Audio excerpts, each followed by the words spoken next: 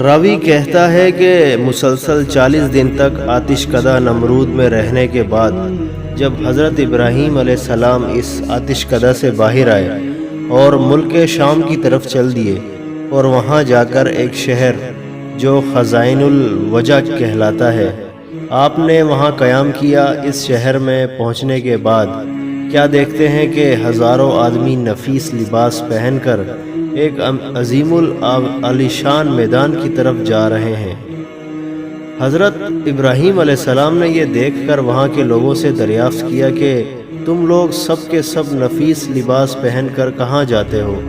انہوں نے کہا کہ یہاں ایک بادشاہ کی شہزادی ہے، وہ صاحب جمال ہے اور خیال یہ کیا جاتا ہے کہ اس جیسا آج سارے عالم میں کوئی بھی نہیں ہے، اور ہر ملک کے بادشاہ اور شہزادے سب اس کی خواستگاری کرتے ہیں، اور وہ شہزادی کسی کو قبول نہیں کرتی، اور وہ یہ کہتی ہے کہ میں اپنی پسند سے شادی کروں گی۔ آج تقریباً 7 دن ہو رہے ہیں، لوگ برابر وہاں جاتے ہیں، اور اس کا طریقہ عمل یہ ہے کہ جب سب جمع ہو جاتے ہیں تو وہ شہزادی خود نکل کر دیکھتی ہے لیکن پسند کسی کو نہیں کرتی۔ یہ بات جب حضرت ابراہیم علیہ السلام نے سنی تو انہی لوگوں کے ساتھ چلے گئے اور اسی میدان کے ایک گوشے میں جا بیٹھے۔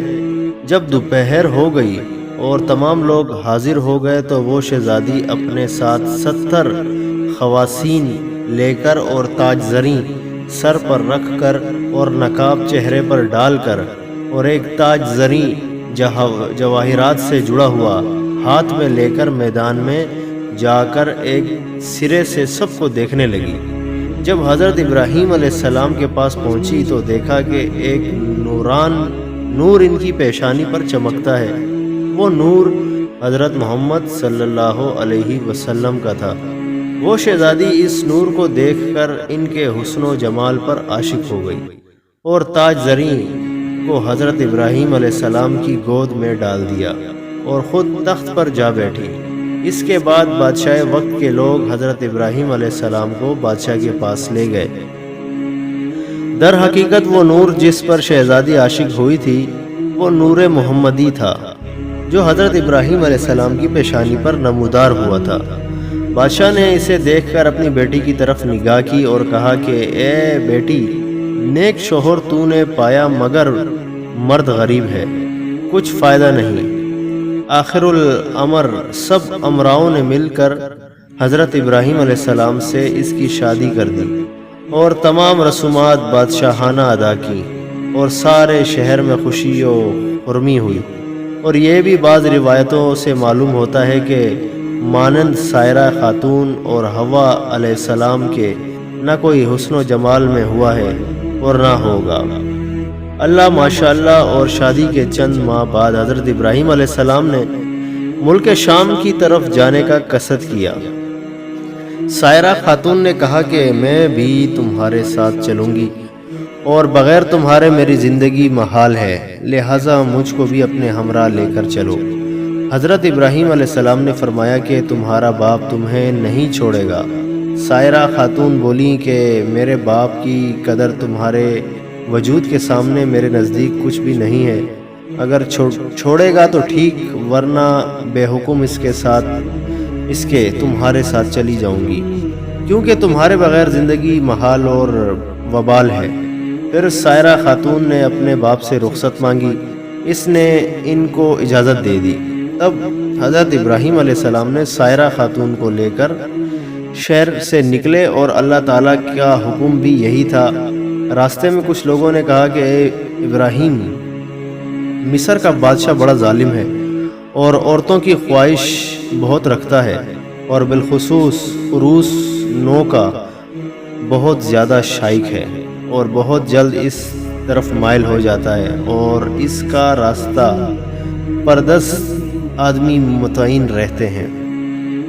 جو کوئی مال و اسباب مصر سے لے کر جاتا ہے تو اس کو پکڑ کر اس سے مال کا محصول لیتا ہے، اور اگر کوئی سود اگر اپنی عورت کے ساتھ سودا لے کر جاتا ہے تو وہ اس عورت کو اس سے چھین لیتا ہے، یہ سن کر حضرت ابراہیم علیہ السلام اندیشہ کرنے لگے، کیونکہ حضرت ابراہیم علیہ السلام ناموس میں بزرگ تھے اور سارے خاتون کے برابر حسینہ سارے جہاں میں کوئی نہ تھی، اور اس راہ کے سوا جانے کے واسطے کوئی دوسری راہ بھی نہ تھی۔ آخر المرنا چار ہو کر ایک صندوق بنا کر سائرہ خاتون کو اس میں چھپا کر کفل لگا دیا اور صندوق کو اونٹ پر کسوا دیا۔ جب شہر میں جا پہنچے تو محصول والے آ کر صندوق کھولنے لگے تاکہ اس کی جنس کو دیکھ کر اس کے موافق اس کا محصول لے لیں۔ اس پر حضرت ابراہیم علیہ السلام نے کہا کہ صندوق مت کھولو، اس کا محصول جو ہوگا وہ میں دے دوں گا۔ اگر تم یہ چاہو کہ صندوق کے وزن کے برابر سونا چاندی لو تو تم کو دے دی جائے گی۔ یہ سن کر اور بھی زیادہ اشتیاق ہوا کہ نامعلوم اس میں ایسی کیا چیز ہے، ضرور اسے کھولنا چاہیے۔ چنانچہ انہوں نے بالائے اصرار اس صندوق کو کھولا تو دیکھتے ہیں کہ ایک عورت صاحب و جمال حسن سے ملمور آفتاب کے مانند اس میں بیٹھی ہے، جس کا ثانی اگر تلاش بھی کیا جائے تو ملنا ناممکن ہے۔ بس اس عورت کو بادشاہ کے پاس لے گئے۔ چنانچہ حضور صلی اللہ علیہ وسلم نے اسی واسطے فرمایا، بدترین آدمیوں میں راہ کے نگہبان ہوتے ہیں، یعنی مرد اس سے ہے محصول لینے والے۔ جب محصول والے حضرت ابراہیم علیہ السلام اور سائرہ خاتون کو بادشاہ کے نزدیک لے گئے تو بادشاہ ملعون نے پوچھا کہ یہ عورت تمہاری ہے؟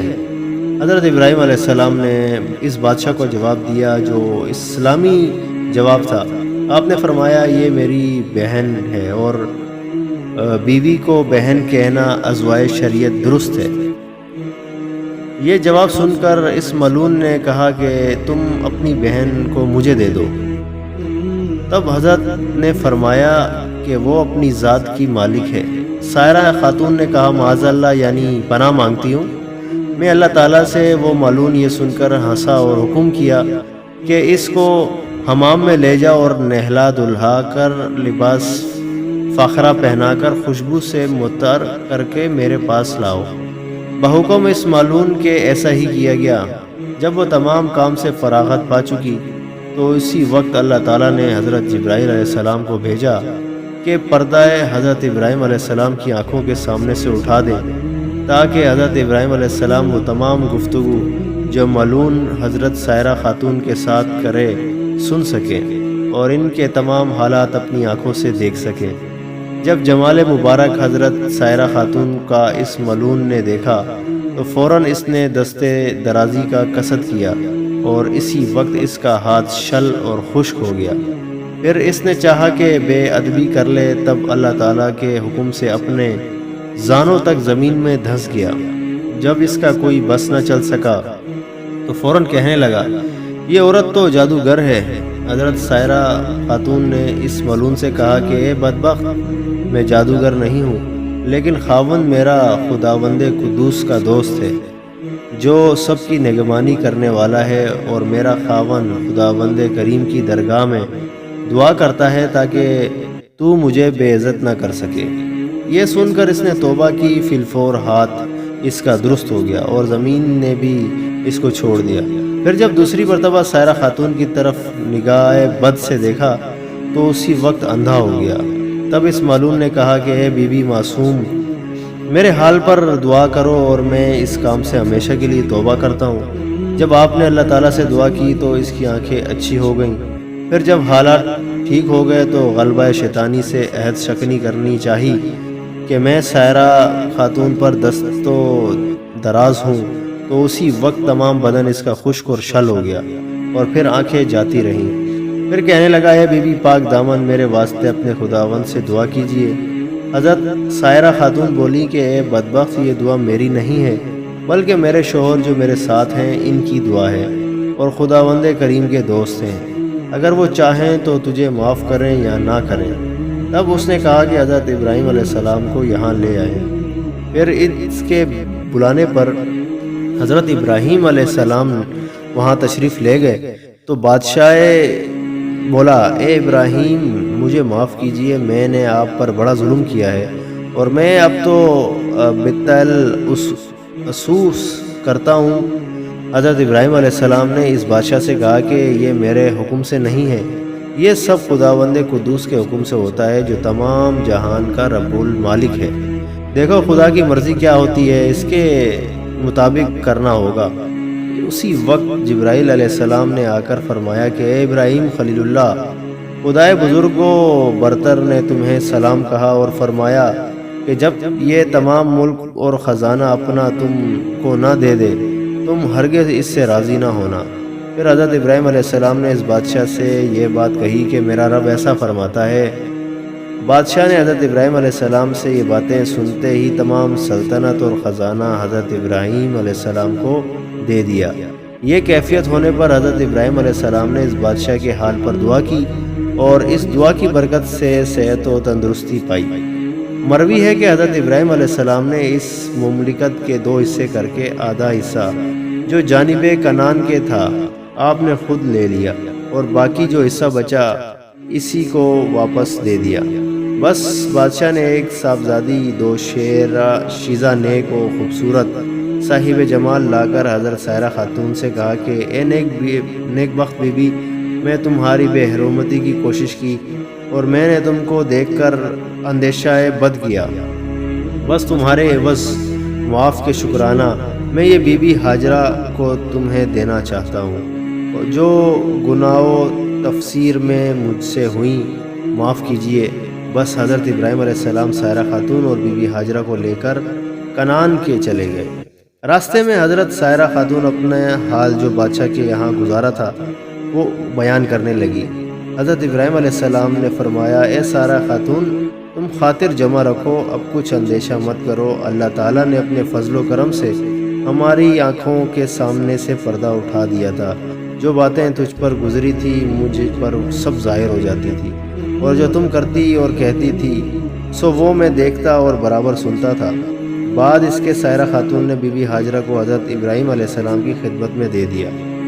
یہاں ایک سوال ہے، یعنی باوجود اس کے کہ جناب سرور عالم صلی اللہ علیہ وسلم کے درجے اور حضرت ابراہیم علیہ السلام کے درجے میں زمین و آسمان کا فرق ہے، بس اس میں کیا راز ہے کہ جب منافقوں اور کافروں نے حضرت عائشہ صدیقہ پر تہمت لگائی تھی تو اسی وقت اللہ رب العزت نے رسول مقبول صلی اللہ علیہ وسلم اور حضرت عائشہ کے درمیان سے پردہ نہ اٹھایا، بلکہ حضرت عائشہ کی تہمت پر اور پاک دامنی کی خبر دی، اور اس کا جواب یہ ہے کہ اگر حق تعالیٰ عز و جل مابین ان کے پردہ نہ رکھتا تو حضرت عائشہ کو رسول خدا صلی اللہ علیہ وسلم دیکھتے تو اس وقت منافق لوگ حضرت رسول خدا پر طعن کرتے اور کہتے کہ حضرت محمد مصطفیٰ بھی اپنی بی بی عائشہ کی عصمت کے حال سے آگاہ تھے، لیکن باوجود اس کے ان کے حال کو ظاہر نہ کیا گیا،